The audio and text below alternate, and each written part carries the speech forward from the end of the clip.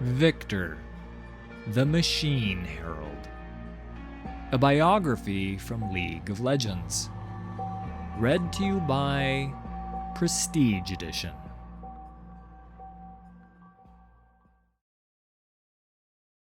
The herald of a new age of technology, Viktor has devoted his life to the advancement of humankind. An idealist who seeks to lift people to a new level of understanding, he believes that only by embracing a glorious evolution of technology can humanity's full potential be realized. With a body augmented by steel and science, Viktor is zealous in his pursuit of this bright future.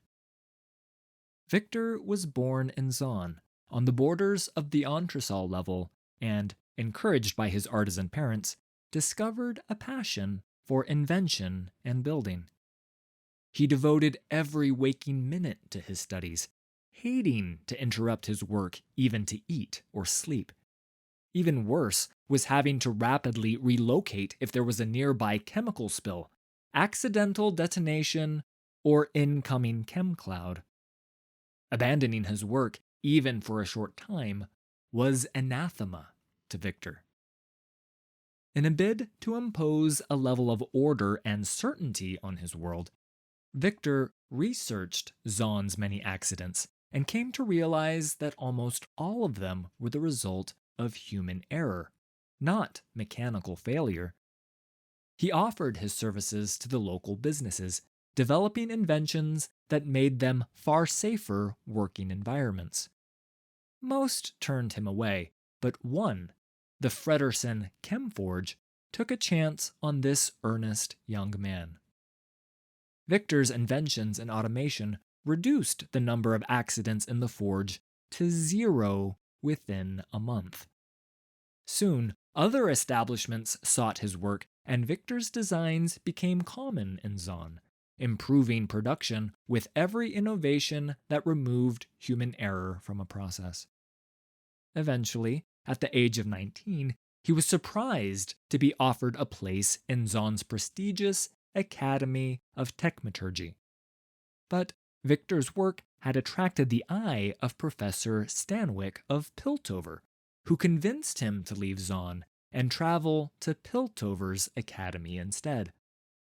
There, he could work in the most advanced laboratories and gain access to all the resources the City of Progress could offer.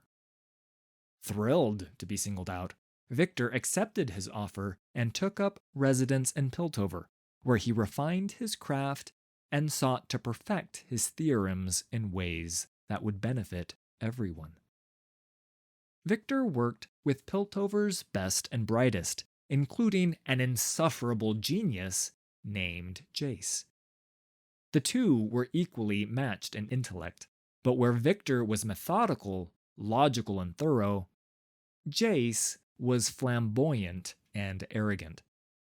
The two worked together frequently, but never truly became friends. Often, the two would butt heads over their perceptions of intuition versus logic in the process of invention. But a level of mutual respect developed as each saw the flawed brilliance in the other.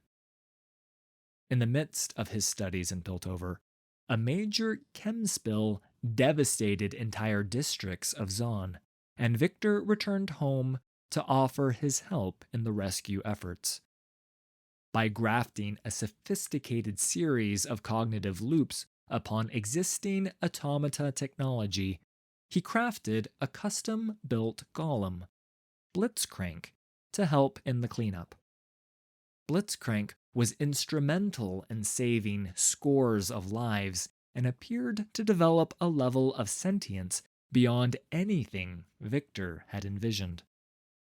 Even with the spill contained, Viktor remained in Zon to help those afflicted by the released toxins.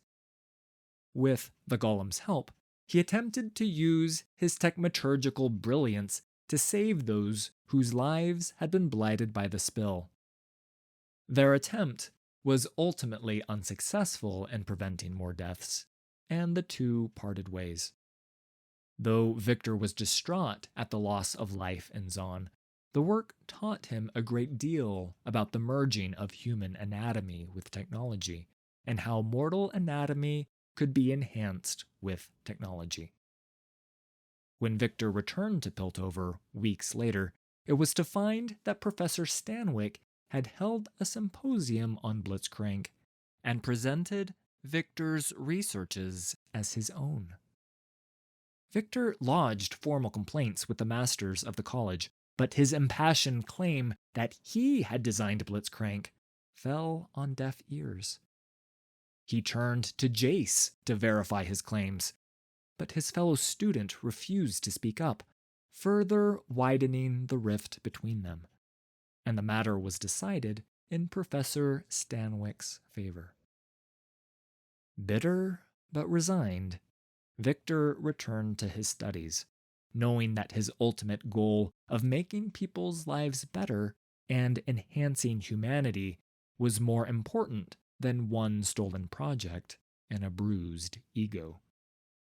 He continued to excel, finding ever new ways to eliminate human error and weakness from his work, a facet of his researches that came to dominate his thinking. He saw human involvement in any part of a process as a grossly inefficient aberration, a view that put him at odds with a great many of his fellow students and professors, who saw the very things Viktor sought to remove as the source of human ingenuity and creativity. This came to a head during a reluctant collaboration with Jace to improve the diving suits used to keep Piltover's docks clear of underwater debris and lingering chemical waste. Viktor and Jace's enhanced suits allowed the wearer to go deeper, remain underwater for longer, and lift heavier weights. But many wearers claimed they saw phantom corpse lights in the depths, or suffered from chem-induced hallucinations. When divers experienced such symptoms, they panicked and often got themselves or their fellow divers killed. Viktor saw the problem was not technical, but with the wearer's nerves unraveling in the inky depths. He devised a chem shunt helm that allowed an operator on the surface to bypass the wearer's fear response and effectively control the diver. A heated discussion between Viktor and Jace on free will and mental enslavement turned bitter, almost violent, and the two vowed never to work together again. Jace reported the incident to the college masters, and Viktor was censured for violating basic human dignity, though in his eyes, his work would have saved many lives. He was expelled from the college and retreated to his old laboratory in Zon, disgusted by the narrow-minded perceptions of Piltover's inhabitants. Alone in the depths, Viktor sank into a deep depression, enduring a traumatic period of introspection for many weeks. He wrestled with the ethical dilemma he now faced, finding that, once again, human emotion and weakness had stood in his way. He had been trying to help, to enhance people beyond their natural capabilities, to avoid error and save lives. Revelation came when he realized that he too had succumbed to such emotions, allowing his naive belief that good intentions could overcome ingrained prejudice to blind him to human failings. Viktor knew he could not expect others to follow where he did not go first. So, in secret, he operated on himself to remove those parts of his flesh and psyche that relied upon or were inhibited by emotion. When the surgery was done, almost no trace of the young man who had traveled to Piltover remained. He had supplanted the majority of his anatomy with mechanical augmentations, but his personality had also changed.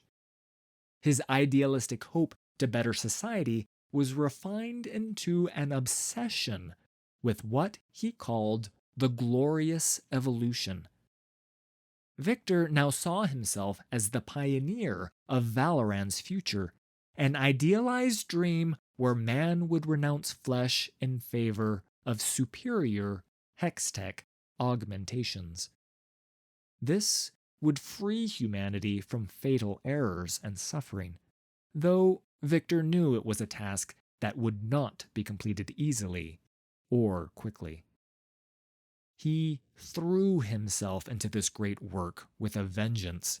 He used technological augmentations to help rebuild Zonites injured in accidents, perfected breathing mechanisms, and worked tirelessly to reduce human inefficiency by decoupling physicality from emotion. His work saved hundreds of lives. Yet, seeking Viktor's help could be dangerous, as his solutions often brought unexpected consequences. But if you were desperate, Viktor was the man you went to.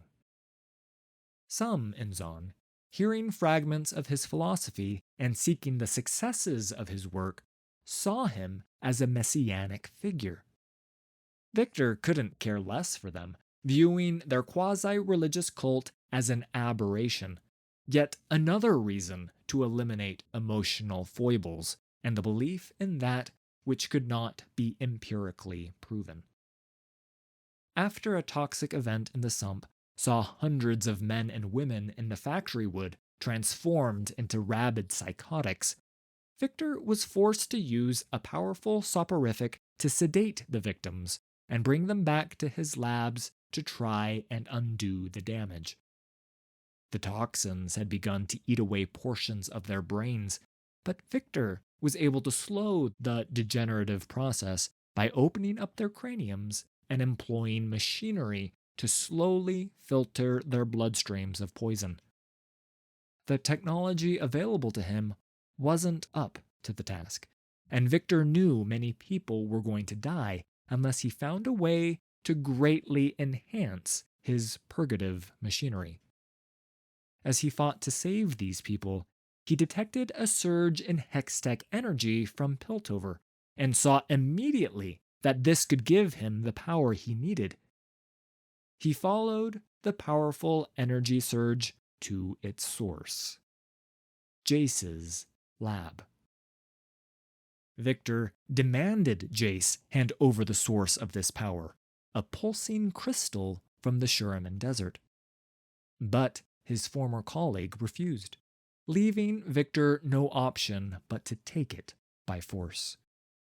He returned to Zon and hooked the strange crystal to his machinery, readying a steam golem host for each afflicted person in case their body gave out under the stress of the procedure.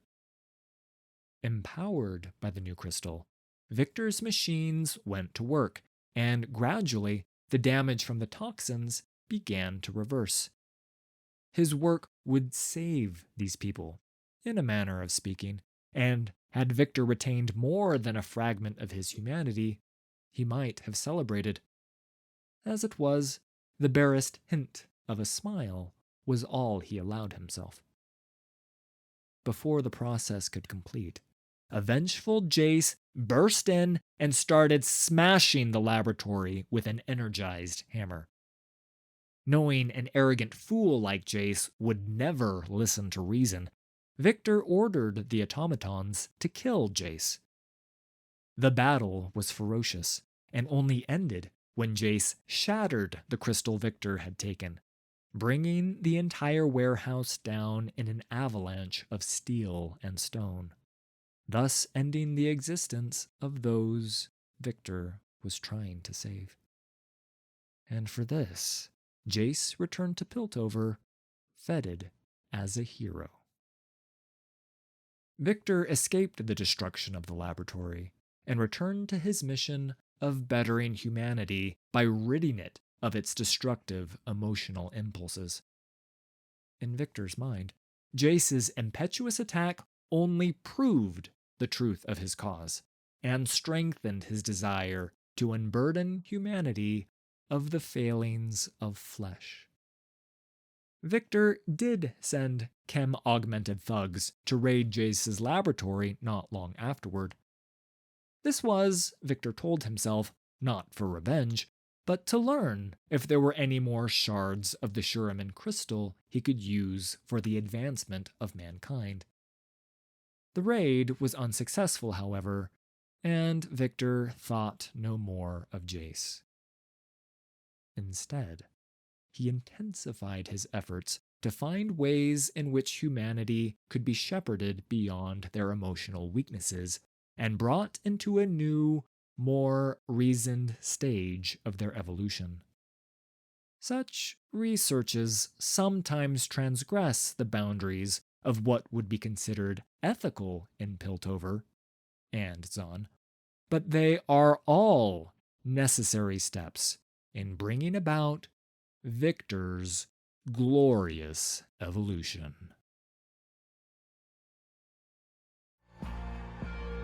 Thanks for listening. All credit for these stories goes to Riot Games and League of Legends. Full details can be found in the video description. If you enjoyed this production, please hit like and subscribe. There's a lot more coming.